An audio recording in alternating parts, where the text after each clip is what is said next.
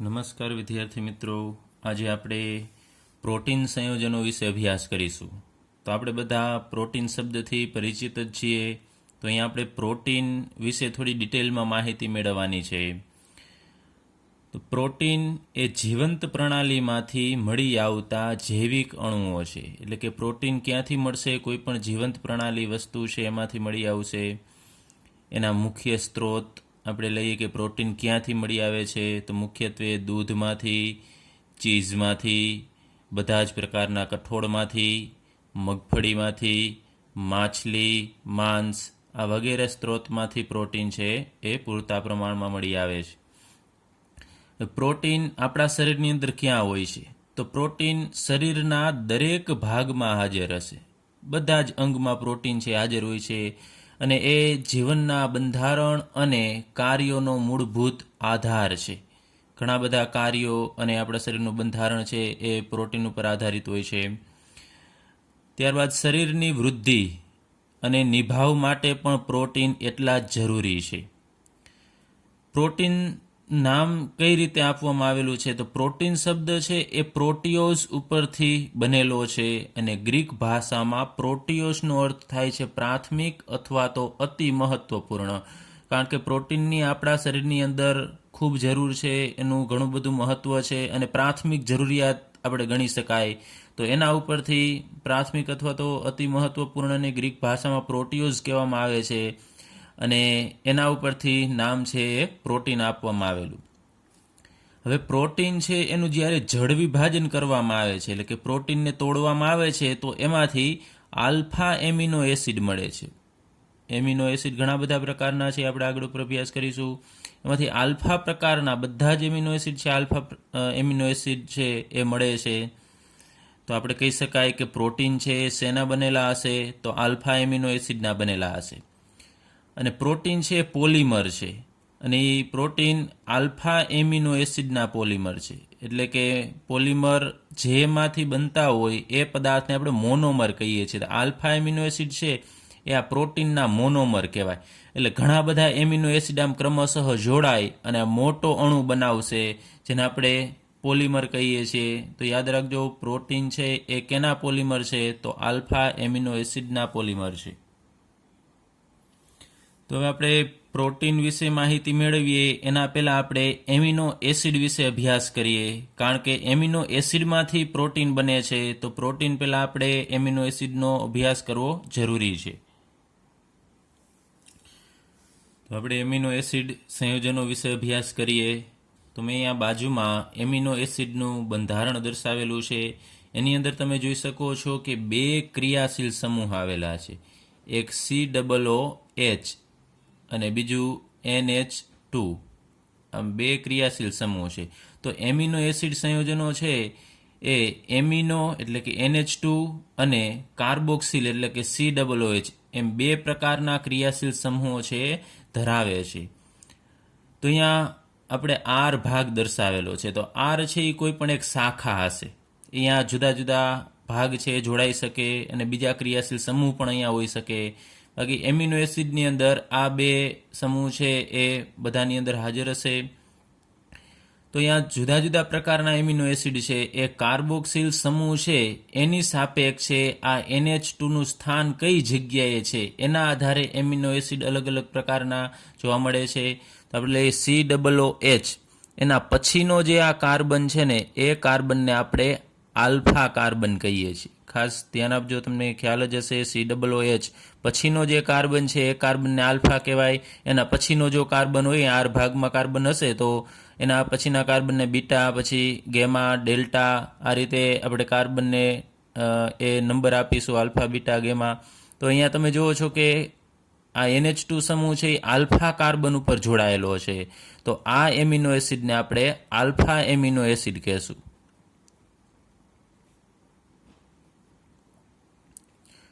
અને અહીંયા R છે એ કોઈ પણ એક શાખા હશે.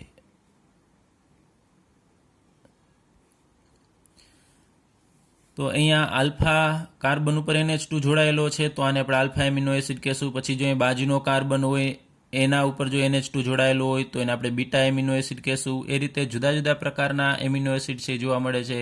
આલ્ફા, બીટા, ગામા, ડેલ્ટા આ પ્રકારના એમિનો એસિડ છે એ જોવા મળે છે. પરંતુ આગળ ઉપર આપણે વાત કરી એમ કે પ્રોટીનનું જ્યારે જળ વિભાજન કરવામાં આવે છે,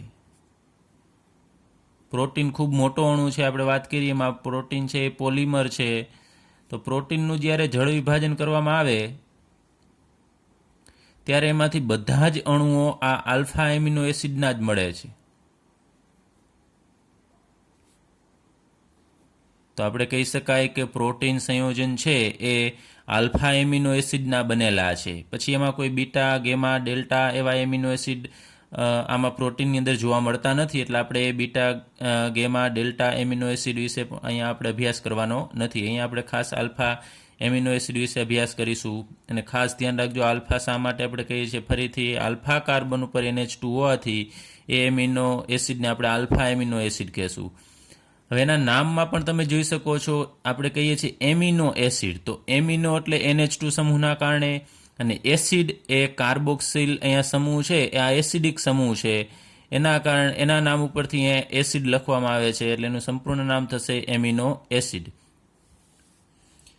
હવે અહીંયા એમિનો એસિડ છે, જેટલા અહીંયા 20 પ્રકારના આપણે એમિનો એસિડનો અભ્યાસ કરીશું, 20 એમિનો એસિડ છે એ બધાને નામ આપવામાં આવે છે, અને બધા નામ છે રૂઢિગત નામ છે. તો બધા જ એમિનો એસિડને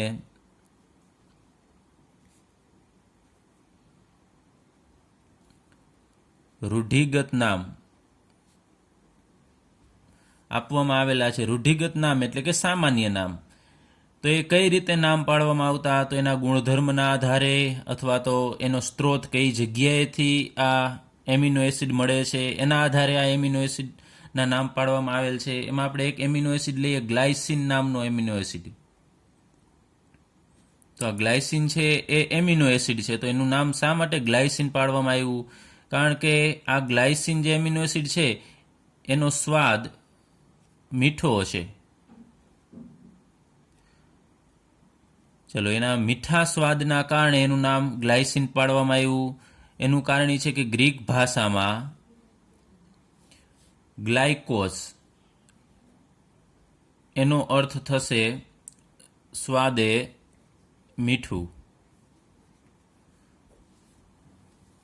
તો અહીંયા સ્વાદમાં ગળપણવાળો મીઠો હોય છે, એના કારણે આ એમિનો એસિડનું નામ છે એ ગ્લાયકોસ ઉપરથી ગ્લાયસિન પાડવામાં આવેલું છે. ત્યારબાદ એક બીજો એમિનો એસિડ છે ટાયરોસિન. તો આ એમિનો એસિડ છે એ સૌ પ્રથમ ચીઝમાંથી મેળવવામાં આવેલો. તો ગ્રીક ભાષામાં ચીઝને ટાયરોઝ કહેવામાં આવે છે.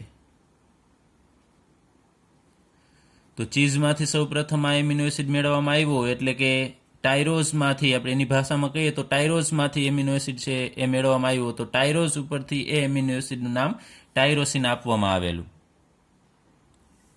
હવે એમિનો એસિડ છે એને ઘણી વખત અહીંયા ત્રિઅક્ષરી એટલે કે ઇંગ્લિશ નામ ઉપરથી 3 અક્ષરની સંજ્ઞા વડે દર્શાવવામાં આવે છે. તો ગ્લાયસિનને 3 અક્ષરી સંજ્ઞા GLY વડે દર્શાવવામાં આવે છે. તો GLY નો અર્થ થશે ગ્લાયસિન.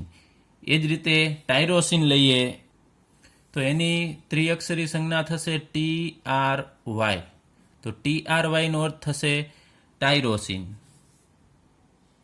સોરી, અહીંયા TYR થશે.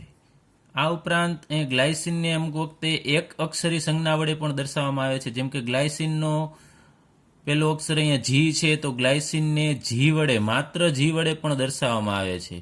અને ટાયરોસિન છે, હવે એનો પેલો અક્ષર T છે, પરંતુ એને T વડે દર્શાવવામાં આવતો નથી, કારણ કે થ્રિયોનિનને T વડે દર્શાવવામાં આવે છે. એટલે કોઈ પણ બે એમિનો એસિડની એક અક્ષરી સંજ્ઞા સમાન હોઈ શકે નહીં. તો એનો બીજો અક્ષર થશે Y.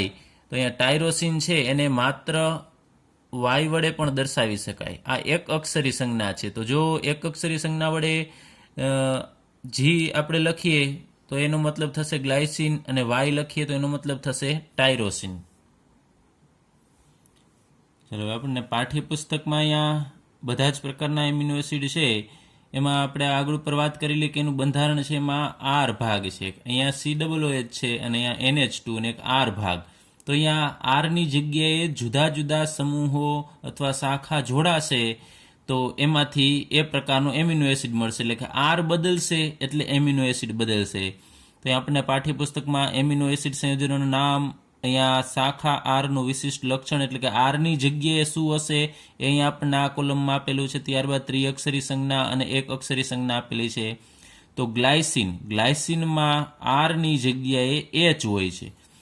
એટલે જો અહીંયા આપણે આરની જગ્યાએ એચ મૂકીએ તો હવે એ એમિનો એસિડનું નામ થશે ગ્લાયસિન. તો ગ્લાયસિનનું અણુસૂત્ર થાય NH2CH, અહીંયા કાર્બન હશે અને 2 હાઇડ્રોજન. આરની જગ્યાએ આપણે એચ લઈએ તો NH2CH2COOH એ ગ્લાયસિનનું બંધારણ થશે. ત્યારબાદ એલેનાઇનમાં આરનું લક્ષણ એટલે કે આરની જગ્યાએ CH3 હશે. તો જો આરની જગ્યાએ આપણે CH3 મૂકીએ અહીંયા તો એ એમિનો એસિડનું નામ થશે એલેનાઇન.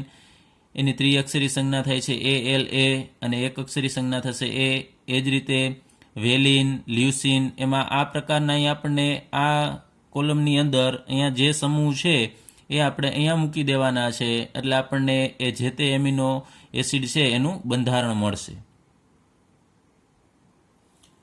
તો અહીંયા આપણને કોષ્ટકમાં 20 જેટલા એમિનો એસિડ આપેલા છે. 20 એમિનો એસિડ છે એ કુદરતી રીતે મળે છે.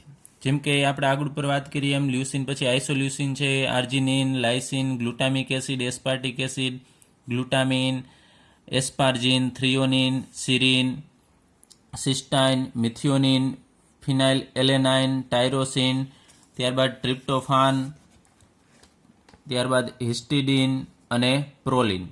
એમાં એક વસ્તુ ખાસ નોટ કરજો કે અહીંયા પ્રોલિન છે એ એનું જે અહીંયા આપણને બંધારણ આપેલું છે એનું સંપૂર્ણ બંધારણ છે. આગળ ઉપર આપણે વાત કરી કે આ કોલમમાં જે દર્શાવેલું છે એ આર છે, પરંતુ અહીંયા પ્રોલિન છે એનું સંપૂર્ણ બંધારણ છે. તમે જુઓ છો COOH અને અહીંયા NH.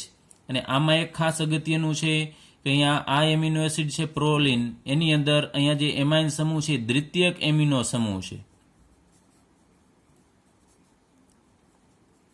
યાદ રાખજો, આપણને પૂછી શકે કે કયા એમિનો એસિડની અંદર દ્વિતીયક એમાઇન આવેલો છે. તો અહીંયા પ્રોલિનની અંદર દ્વિતીયક એમાઇન છે. એમાં જુઓ છો તમે નાઇટ્રોજન છે બીજા 2 કાર્બન સાથે જોડાયેલો છે એટલે આ દ્વિતીયક એમિનો સમૂહ થશે. અને ખાસ આ આખું બંધારણ છે એનું માત્ર આર ભાગ નથી.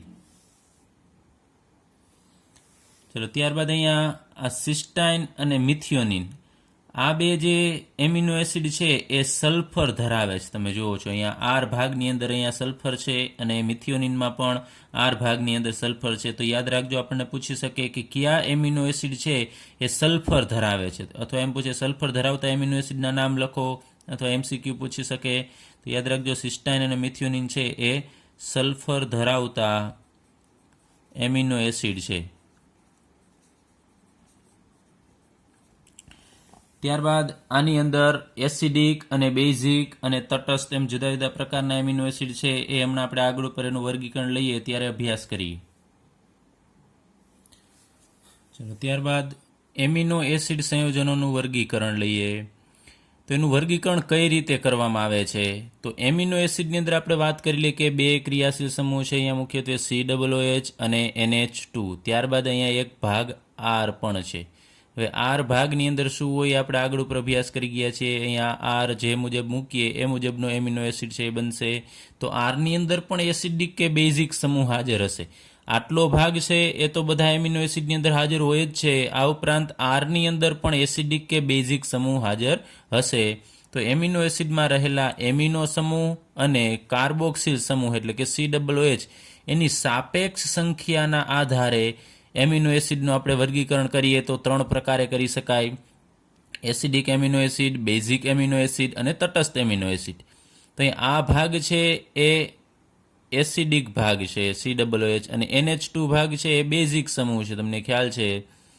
તો એસિડ અને બેઝ ભેગા થશે તો તટસ્થીકરણ કરે છે. તો અહીં આપણે લઈએ કે જે એમિનો એસિડની અંદર માનો કે આર ભાગ જો તટસ્થ હોય એટલે આર ભાગની અંદર કોઈ એસિડિક સમૂહ પણ ન હોય અને બેઝિક સમૂહ પણ ન હોય, તો આપણે માત્ર જોવાનું થશે આટલા ભાગનું જ. તો એમાં એક COOH સમૂહ છે અને એક NH2 સમૂહ છે. તો એક એસિડિક ને એક બેઝિક સમૂહ છે. તો બંને સમાન સમૂહ છે, બંનેના એક એક સમૂહ છે. તો એ તટસ્થીકરણ પામશે અને આખો એમિનો એસિડ છે એ તટસ્થ એમિનો એસિડ બનશે. તો આપણે લખીએ તટસ્થ એમિનો એસિડ કેને કહેવાય? કે જે એમિનો એસિડની અંદર NH2 સમૂહ એટલે કે એમિનો સમૂહ અને કાર્બોક્સિલ સમૂહ એટલે કે COOH સમૂહ ની સંખ્યા સમાન હોય એવા એમિનો એસિડને આપણે તટસ્થ એમિનો એસિડ કહેશું. કારણ કે એસિડિક અને બેઝિક બંને સમૂહ સમાન હશે તો તટસ્થીકરણ થશે અને આખો એમિનો એસિડ છે એ તટસ્થ બનશે. જેમ કે આપણે અહીંયા R ની જગ્યાએ જો H મૂકીએ, H સમૂહ, તો એ ગ્લાયસિન બનશે. તો ગ્લાયસિન છે એ તટસ્થ એમિનો એસિડ આવશે. કારણ કે R ભાગ તો અહીંયા H તો તટસ્થ કહેવાય. તો આમાં બંનેમાં સમાન એક એક એસિડિક અને એક બેઝિક સમૂહ છે તો એ તટસ્થીકરણ પામશે એટલે એ આખો એમિનો એસિડ તટસ્થ થશે. તો ગ્લાયસિન ઘણા બધા તટસ્થ એમિનો એસિડ છે. ગ્લાયસિન છે, ત્યારબાદ એલેનાઇન. તો એલેનાઇન છે એ પણ તટસ્થ એમિનો એસિડ થશે. કારણ કે એલેનાઇનમાં અહીંયા CH3 હોય છે. તો CH3 એ કોઈ એસિડિક કે બેઝિક સમૂહ નથી. તો આ બે ઉપર જ આધાર રાખશે એમિનો એસિડનો પ્રકાર. તો આ ઘણા બધા છે, એમાંથી આપણે અહીંયા માત્ર બે જ લખેલા છે. હવે લઈએ એસિડિક એમિનો એસિડ કેને કહેવાય? તો જે હવે એસિડિક એમિનો એસિડનો મતલબ થશે કે એ એમિનો એસિડનો સ્વભાવ એસિડિક હશે. તો એસિડિક ક્યારે હોય? કે એની અંદર એસિડિક સમૂહ હોય. તો તમને ખ્યાલ છે એમિનો એસિડમાં તો એસિડિક અને બેઝિક બંને સમૂહ છે. પરંતુ જો બેઝિક સમૂહ કરતાં એસિડિક સમૂહની સંખ્યા વધારે હોય તો એવો એમિનો એસિડ છે એ એસિડિક એમિનો એસિડ છે એ બનશે. તો આપણે લખીએ એસિડિક સમૂહની સંખ્યા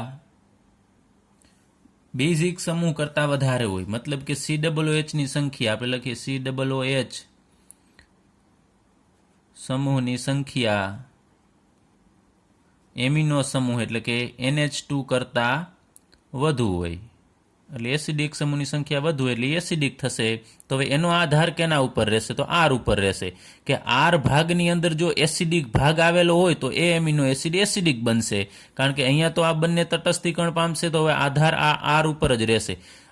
ટૂંકમાં કહીએ R તટસ્થ થશે તો તટસ્થ એમિનો એસિડ થશે. R ભાગ જો એસિડિક ભાગ થશે તો એ એસિડિક એમિનો એસિડ થાય. R જો બેઝિક હોય, એમાં જો બેઝિક સમૂહ આવેલો હોય તો એ બેઝિક એમિનો એસિડ થશે. હવે આપણે એસિડિક એમિનો એસિડના નામ લખીએ. બે જ એમિનો એસિડ છે કે જે એસિડિક છે. એક ગ્લુટામિક એસિડ અને બીજો છે એસ્પાર્ટિક એસિડ. ચલો આ બે યાદ રાખજો. બે જ એમિનો એસિડ છે કે જે એસિડિક સ્વભાવ ધરાવે છે. એક ગ્લુટામિક અને બીજો એસ્પાર્ટિક એસિડ. ત્યારબાદ બેઝિક એમિનો એસિડ કેને કહેવાય? તો આનાથી વિરુદ્ધ કે જેમાં NH2 એટલે કે એમિનો સમૂહની સંખ્યા વધુ હોય COOH કરતા.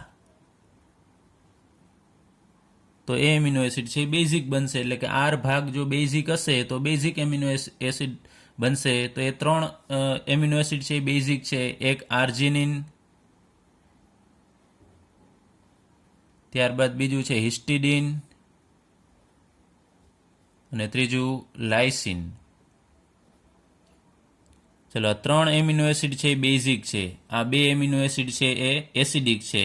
તો અહીંયા 5 તો એસિડિક અને બેઝિક બંને થઈને ટોટલ 5 એમિનો એસિડ છે. તો બાકી આપણા પાઠ્યપુસ્તકમાં જે કોષ્ટક આપેલું છે એમાં 20 એમિનો એસિડ છે. તો 20માંથી તમે આ 5 કાઢી નાખશો તો બાકીના 15 એમિનો એસિડ જે વધશે એ બધા આ તટસ્થ એમિનો એસિડ હશે.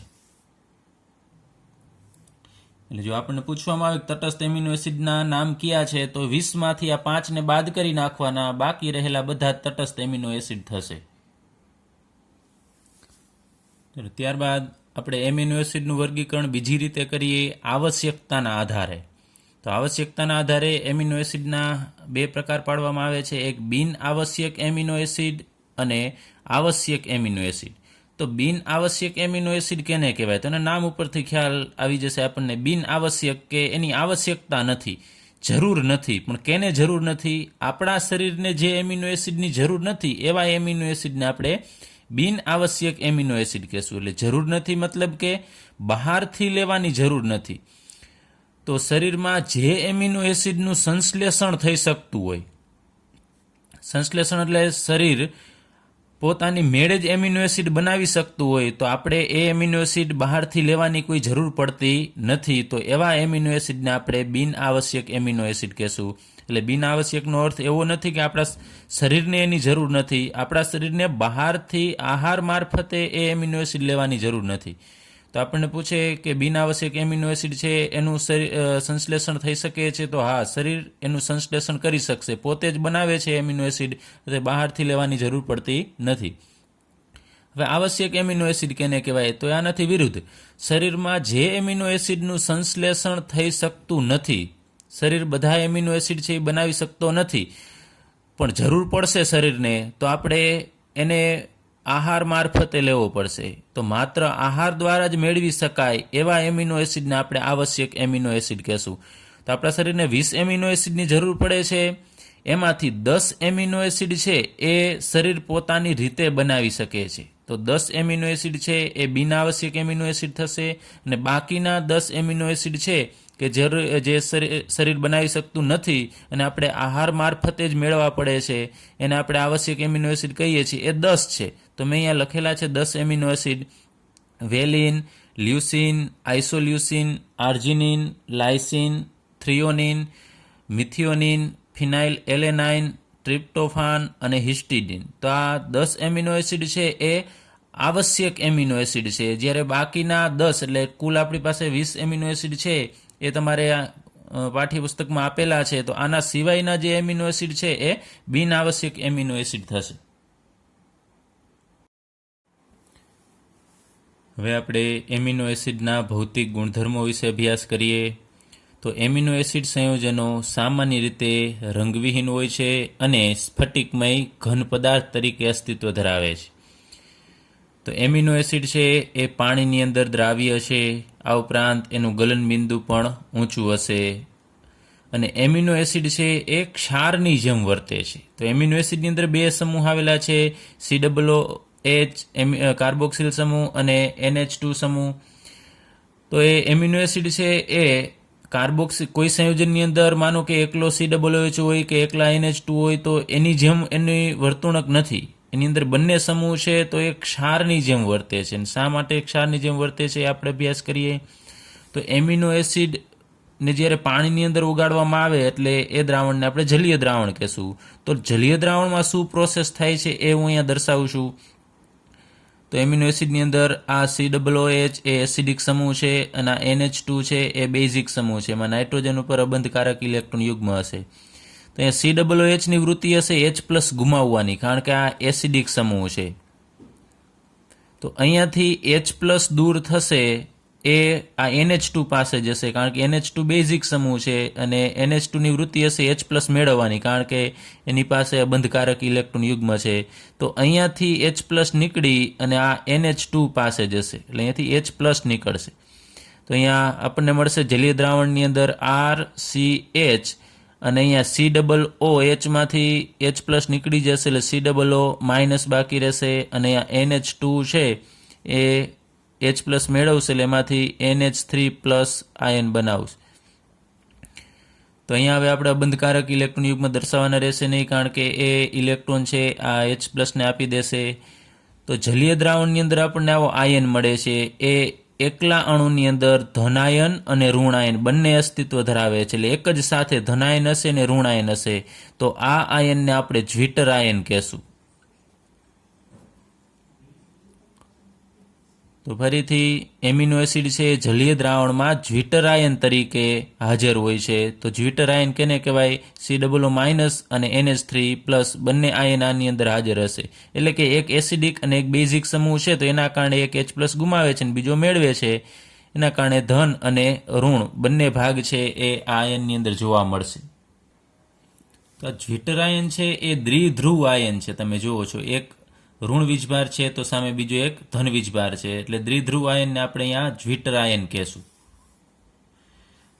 હવે આ જે જ્વિટર આયન છે એનો સ્વભાવ કેવો હશે? તો એ સ્વભાવે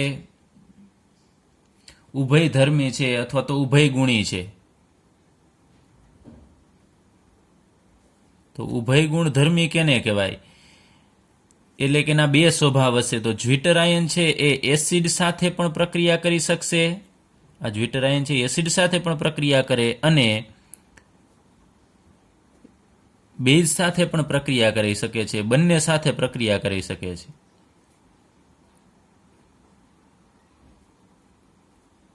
તેથી એને આપણે ઉભય ગુણધર્મી કહેશું.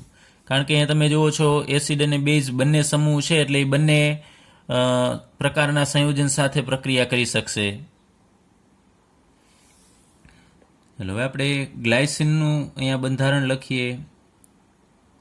તો ગ્લાયસિનમાં આરની જગ્યાએ એચ હાજર હોય છે, તમને ખ્યાલ છે. તો અહીંયા આપણે એચ મૂકીએ, ત્યારબાદ અહીંયા સી અને આ સી સાથે અહીંયા એચ તો છે જ, પછી અહીંયા COOH અને NH2.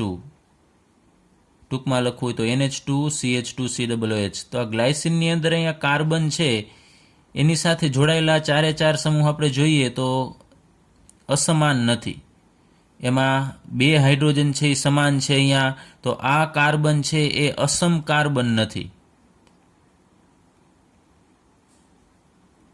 અથવા તો આપણે કહી શકાય કિરાલ કાર્બન નથી. તો આ સંયોજન છે ગ્લાયસિન છે એ પ્રકાશ ક્રિયાશીલ નથી.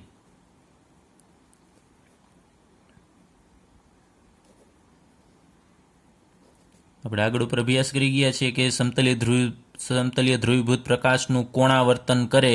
કોણ કરશે? કે જેની પાસે અસમ કાર્બન હોય. તો અહીંયા ગ્લાયસિન પાસે અસમ કાર્બન નથી, તો એ પ્રકાશનું કોણાવર્તન કરશે નહીં. તો આપણે કહી શકાય કે ગ્લાયસિન છે એ પ્રકાશ ક્રિયાશીલ નથી અથવા તો પ્રકાશ અક્રિયાશીલ છે. હવે ગ્લાયસિન સિવાયના બીજા બધા જ કુદરતી રીતે મળતા એમિનો એસિડ છે એ પ્રકાશ ક્રિયાશીલ છે. એટલે યાદ રાખજો, ગ્લાયસિનનો સમાવેશ જ નથી થતો, કારણ કે બીજા બધામાં તો અહીંયા આર સમૂહ છે એ આના કરતાં અલગ જ હશે. હવે લખીએ ગ્લાયસિન સિવાયના કુદરતી રીતે મળતા આલ્ફા એમિનો એસિડ એ પ્રકાશ ક્રિયાશીલ છે.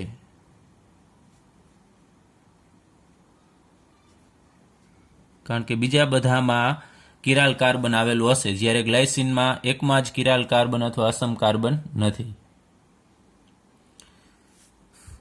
ત્યારબાદ લઈએ આપણે કે એમિનો એસિડ છે એ આગળ ઉપર આપણે અભ્યાસ કરી ગયા ડી અને એલ સ્વરૂપ. એ જ રીતે એમિનો એસિડ પણ ડી અને એલ સ્વરૂપ તરીકે અસ્તિત્વ ધરાવે છે.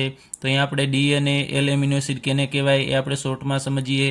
તો COOH સમૂહ છે જે એમિનો એસિડની અંદર, એને આપણે ઉપર રાખવાનો છે અને આર ભાગ છે એને નીચેની તરફ દર્શાવવાનો. ત્યારબાદ અહીંયા સેન્ટરમાં કાર્બન હશે, આ બાજુ અહીંયા H હશે અને આ બાજુ NH2 હશે. તો આગળ ઉપર આપણે ગ્લુકોઝ ફ્રુક્ટોઝની અંદર OH સમૂહને ધ્યાનમાં લેતા કે જો OH જમણી બાજુએ હોય તો એ ડી પ્રકારનો થાય. તો અહીંયા આપણે OHની જગ્યાએ NH2 ને ધ્યાનમાં લેવાનો છે કે આ કાર્બન છે એની જમણી બાજુએ અહીંયા NH2 હોય તો એને આપણે ડી એમિનો એસિડ કહેશું. ત્યાં પણ આપણે આગળ ઉપર ગ્લુકોઝ ફ્રુક્ટોઝમાં OH જમણી બાજુ હોય તો આપણે એને ડી પ્રકારનો ગ્લુકોઝ કે ફ્રુક્ટોઝ કહેતા. અહીંયા પણ એ મુજબ, પરંતુ NH2 ને અહીંયા ધ્યાનમાં લેવાનું છે. હવે આ બીજો એમિનો એસિડ છે એના જેવો તમે જુઓ છો, એમાં NH2 છે એ ડાબી બાજુએ જોવા મળે છે. અહીંયા આને ધ્યાનમાં રાખવાનું છે. અહીંયા ડાબી બાજુએ આવેલું છે તો એ એમિનો એસિડને આપણે એલ એમિનો એસિડ કહેશું. તો આ ડી અને એલ એમિનો એસિડ નક્કી કરવા માટે અહીંયા COOH છે એને ઉપરની તરફ રાખવું ખાસ, અને આર છે એને નીચેની તરફ રાખ્યા પછી આ H અને NH2 કઈ બાજુએ છે એને ધ્યાનમાં લેવા. હવે કુદરતી રીતે મળતા મોટા ભાગના એમિનો એસિડ છે ને એ એલ સ્વરૂપે અસ્તિત્વ ધરાવે છે. કુદરતી રીતે મળતા મોટા ભાગના એમિનો એસિડ એ એલ એમિનો એસિડ હશે, એટલે કે એની અંદર NH2 છે એ ડાબી બાજુએ જોડાયેલો હશે. ચલો હવે આપણે અહીંયા એમિનો એસિડનો અભ્યાસ પૂરો કરીએ છીએ. હવે આપણે આગળ ઉપર પ્રોટીન સંયોજનોનું બંધારણ છે એના વિશે અભ્યાસ કરીએ. ચલો, પ્રોટીન સંયોજનોનું બંધારણ. તો આપણે આગળ ઉપર વાત કરી લઈએ કે પ્રોટીન સંયોજનો છે એ આલ્ફા એમિનો એસિડના પોલિમર છે, એટલે કે ઘણા બધા આલ્ફા એમિનો એસિડ જોડાય અને પ્રોટીન સંયોજન બનાવશે. તો અહીંયા મેં બે જુદા જુદા પ્રકારના એમિનો એસિડ લીધેલા છે. એક ગ્લાયસિન છે અને બીજું અહીંયા એલેનાઇન છે. અહીંયા આર ભાગ હશે એની જગ્યાએ આપણે CH3 મૂકેલો છે અને અહીંયા આર ભાગની જગ્યાએ આપણે અહીંયા H લીધેલો છે, એટલે ગ્લાયસિન અને એલેનાઇન એ બે જોડાશે તો એમાંથી પાણીનો અણુ દૂર થશે. તો અહીંયા આપણે લઈએ COOH, એના ઉપરથી OH સમૂહ આપણે દૂર કરીએ અને આ NH2 ઉપરથી એક હાઇડ્રોજન, એટલે અહીંયાથી OH અને NH2 પરથી એક હાઇડ્રોજન, એટલે જોડાઈ અને પાણી બનાવશે અને પાણીનો અણુ દૂર થશે. તો અહીંયા પાછળનો ભાગ જે વધશે એ અહીંયા એલેનાઇનના બાકી રહેલા ભાગ સાથે જોડાઈ જશે. તો અહીંયા NH2 CH2, ત્યારબાદ અહીંયા માત્ર CO વધશે અને અહીંયા NH2 માંથી એક H નીકળી જશે તો અહીંયા NH વધશે, NH, અહીંયા CH, COOH અને CH3 એમનેમ રહેશે. તો અહીંયા બે ભાગ છે, બે એમિનો એસિડ છે એ અહીંયા CONH વડે જોડાય છે, તમે જોઈ શકો છો અહીંયા CONH, એટલે કે આ બંધ છે એને આપણે પેપ્ટાઇડ બંધ કહેશું, અથવા તો આ એમાઇડ વચ્ચે બને છે. તો આ સાંકળ છે કે જેના દ્વારા બે એમિનો એસિડ જોડાય છે એને આપણે પેપ્ટાઇડ સાંકળ કહેશું, અથવા તો એને આપણે પેપ્ટાઇડ બંધ પણ કહી શકાય. અને આ જે સમૂહ છે એ એમાઇડ સમૂહ છે. ચલો, આ એમાઇડ સમૂહ છે. હવે આનું નામ શું થશે? તો આ બંને ઉપરથી આપણે એનું નામ લખીશું. તો ગ્લાયસિન અને બીજું છે એલેનાઇન. તો અહીંયા ગ્લાયસિન ઉપરથી આપણે લખીશું ગ્લાયસિલ અને છેલ્લે નામ લખવાનું થશે એલેનાઇન. અને એને આપણે ટૂંકમાં લખવું હોય તો ગ્લાયસિનને આપણે 3 અક્ષરની સંજ્ઞા વડે આમ લખીએ છીએ GLY અને એલેનાઇનને લખીએ છીએ ALA. તો આનું નામ આપણે લખવું હોય ટૂંકમાં તો આ રીતે લખી શકાય, GLY એટલે ગ્લાયસિનનો અણુ આની અંદર રહેલો છે અને બીજો ALA એટલે કે એલેનાઇનનો અણુ રહેલો છે. તો અહીંયા ગ્લાયસિલ એલેનાઇન છે એને આપણે ડાયપેપ્ટાઇડ કહેશું. ખાસ યાદ રાખજો, આ જે બને છે ને આપણે ડાયપેપ્ટાઇડ કહેશું. તો ડાયપેપ્ટાઇડની અંદર બે એમિનો એસિડ હોય, બે એમિનો એસિડ જોડાશે એટલે ડાયપેપ્ટાઇડ બનશે.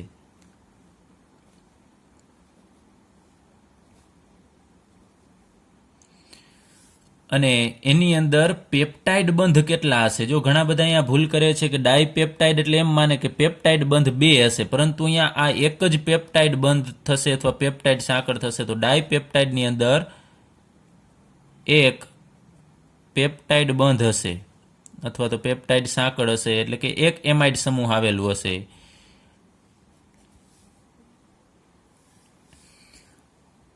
હવે જો 3 એમિનો એસિડ જોડાય,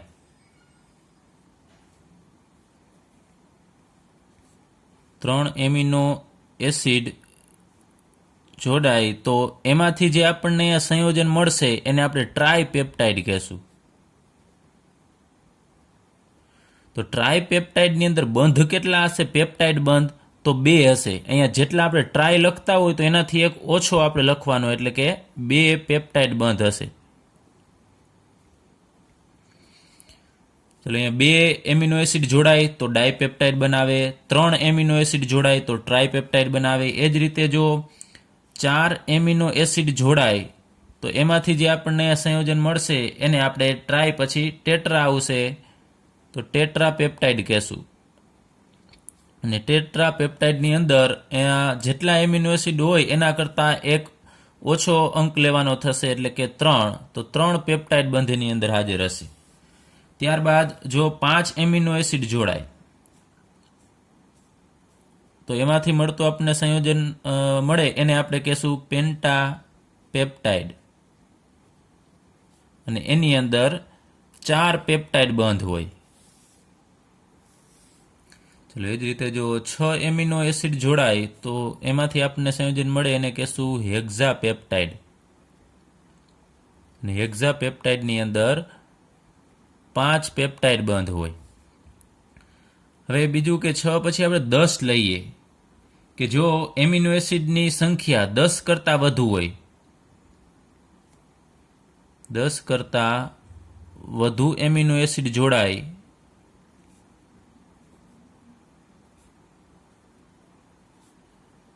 અને જે બનાવે, જે નિપજ આપશે એને આપણે પોલીપેપ્ટાઇડ કહેશું. એટલે પોલીપેપ્ટાઇડ કેને કહેવાય? ફરીથી 10 કરતાં વધુ એમિનો એસિડ જો જોડાય તો એને આપણે પોલીપેપ્ટાઇડ કહેશું. ચલો હવે આપણે લઈએ બીજું કે જો 100 કરતાં વધારે એમિનો એસિડ હોય, 100 કરતાં વધુ એમિનો એસિડ જોડાય તો આપણે એને પણ પોલીપેપ્ટાઇડ કહેશું. તો 100 કરતાં વધુ એમિનો એસિડ ધરાવતા પોલીપેપ્ટાઇડ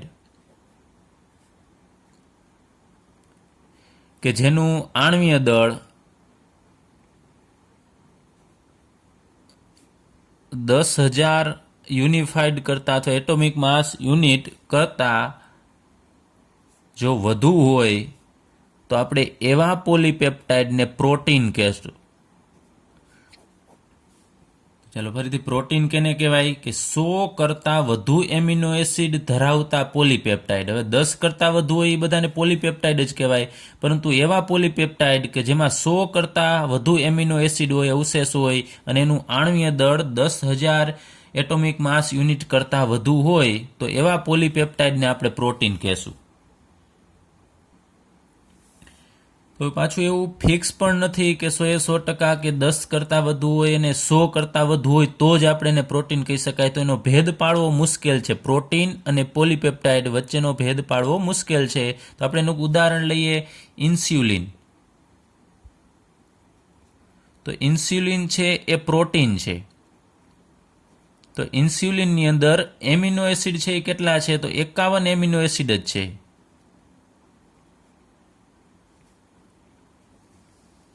તો 51 એમિનો એસિડ છે એ તો અહીંયા આપણે વાત કરી 100 કરતાં વધુ હોય તો પ્રોટીન કહેવાય, પરંતુ ઇન્સ્યુલિન છે એની અંદર તો 51 જ એમિનો એસિડ છે જે 100 કરતાં ઓછા કહેવાય. તો આને આપણે પ્રોટીન ન કહી શકાય, છતાં પણ ઇન્સ્યુલિન છે એને પ્રોટીન કહેવામાં આવે છે, કારણ કે એના ગુણધર્મો બીજી વસ્તુ પણ એને ધ્યાનમાં લેવી પડે. એટલે પ્રોટીન અને પોલીપેપ્ટાઇડ એનો ભેદ પાડવો મુશ્કેલ છે. ચલો ત્યારબાદ આપણે પ્રોટીનનું આણ્વીય આકારના આધારે વર્ગીકરણ કરીએ. તો 2 પ્રકારે વર્ગીકરણ થશે, એક રેસામય પ્રોટીન સંયોજનો અને બીજું ગોલીય પ્રોટીન સંયોજનો. એટલે કે એ પ્રોટીન જે બને છે એના અણુનો આકાર કેવો હશે. તો રેસામય પ્રોટીન સંયોજનો છે એની અંદર જે આમ તો આપણને ખ્યાલ છે કે પ્રોટીન છે એ પોલીપેપ્ટાઇડ જ છે, એટલે એમાં એમિનો એસિડની લાંબી શૃંખલા હશે. તો અહીંયા આપણે દર્શાવીએ કે આ માનો કે પોલીપેપ્ટાઇડની શૃંખલા છે લાંબી. આવી ઘણી બધી શૃંખલાઓ આવેલી હશે પ્રોટીનની અંદર. તો જે હું લાઇનિંગ અહીંયા કરું છું એ બધા પોલીપેપ્ટાઇડ છે. તો એ પોલીપેપ્ટાઇડની શૃંખલા છે એ એકબીજાને સમાંતર હશે. તમે જુઓ છો અહીંયા, તો આ બધી એકબીજાને સમાંતર છે અને એ બધી પોલીપેપ્ટાઇડ શૃંખલા છે હાઇડ્રોજન બંધથી જોડાયેલી હોય. એ વચ્ચે બંધ હશે, હાઇડ્રોજન બંધ હશે. પછી બીજો એક બંધ છે ડાયસલ્ફાઇડ બંધ, તો 2 સલ્ફરથી બનેલો બંધ હશે અહીંયા. એટલે વચ્ચે 2 સલ્ફરથી આ પોલીપેપ્ટાઇડ શૃંખલા છે જોડાયેલી હશે.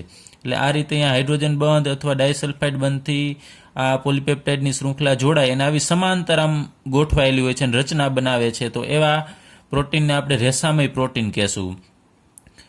તો જ્યારે પોલીપેપ્ટાઇડ શૃંખલાઓ એકબીજાને સમાંતર હાઇડ્રોજન બંધ અને ડાયસલ્ફાઇડ બંધથી જોડાયેલી હોય ત્યારે રેસામય જેવું બંધારણ રચે છે. તો એ પ્રોટીનને આપણે કહેશું રેસામય પ્રોટીન. એના ઉદાહરણ લઈએ, કેરેટીન કે જે વાળ, ઊન અને રેશમમાં હાજર હોય છે, અને બીજું ઉદાહરણ માયોસિન કે જે આપણા શરીરના સ્નાયુમાં હાજર હોય છે. ત્યારબાદ ગોલીય પ્રોટીન. તો પ્રોટીન છે આપણે વાત કરીએ પોલીપેપ્ટાઇડથી બનેલા હોય છે. તો અહીંયા પોલીપેપ્ટાઇડ શૃંખલા છે એ આમ સમાંતર ગોઠવાયેલી હતી, પરંતુ જ્યારે પોલીપેપ્ટાઇડ શૃંખલા આમ વળી અને ગોળાકાર સ્વરૂપ ધારણ કરે આમ, અને એ ગોળાકાર શૃંખલા છે એ પણ અહીંયા બંધથી જોડાયેલી હશે. તો અહીંયા એનો આકાર છે એ તમને લાગશે આમ ગોળાકાર જેવો આકાર છે. તો જ્યારે પોલીપેપ્ટાઇડ શૃંખલા વળીને ગોળાકાર સ્વરૂપમાં ફેરવાય ત્યારે ગોલીય પ્રોટીન રચે છે અને આ ગોલીય પ્રોટીન છે એ પાણીની અંદર દ્રાવ્ય હોય છે. એના ઉદાહરણ લઈએ તો ઇન્સ્યુલિન અને આલ્બ્યુમિન. તો આ પાણીની અંદર દ્રાવ્ય છે, જ્યારે રેસામી પ્રોટીન છે ને એ પાછા પાણીમાં અદ્રાવ્ય છે. તમને ખ્યાલ છે આ વાળ છે કે ઊન કે રેશમ એ આપણે પાણીના કોન્ટેક્ટમાં આવશે, આપણે વાળ ધોઈએ છીએ તો એ પાણીના કોન્ટેક્ટમાં આવશે તો કંઈ વાળ છે ઓગળી જતા નથી, કારણ કે એની અંદર રહેલું કેરેટીન છે એ પાણીની અંદર અદ્રાવ્ય છે. તો અહીંયા તમને આ તફાવત પણ પૂછી શકે કે રેસામી પ્રોટીન અને ગોલીય પ્રોટીનનો તફાવત આપો, તો તમારે એક આ વ્યાખ્યા આપવાની છે, અદ્રાવ્ય છે કે દ્રાવ્ય છે કહેવાનું અને એના ઉદાહરણ આપવાના.